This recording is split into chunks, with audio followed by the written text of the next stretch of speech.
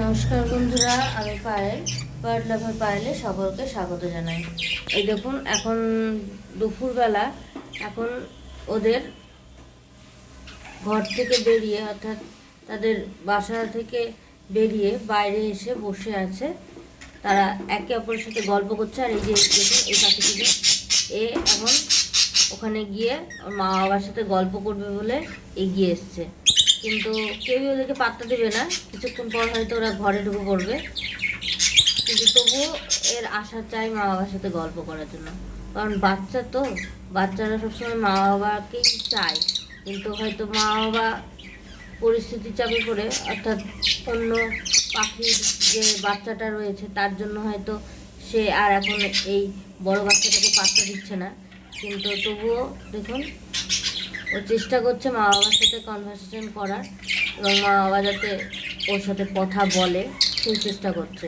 বিভিন্নভাবে আওয়াজ করে ও মা বাবার সাথে গল্প করার চেষ্টা করছে, কিন্তু ওর মা বাবা কিন্তু নিশ্চুপ। এই যে এই সামনেটা বাবা, পেছনে যেটা আছে ওইটা হচ্ছে মা।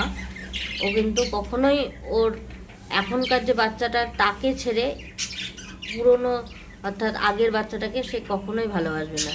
এটাই হচ্ছে এই ধরনের এই লাভবার্ড পাখির একটা বৈশিষ্ট্য।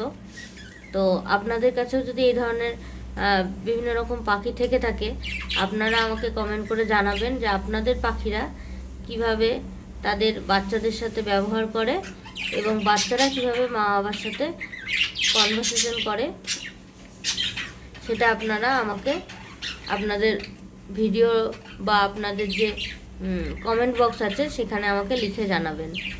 আর আজকের ভিডিওটা এই পর্যন্তই। দেখুন, যে যার মতো, কিন্তু কিছুতেই বাচ্চাটার সাথে কেউই কথা বলতে চাইছে না।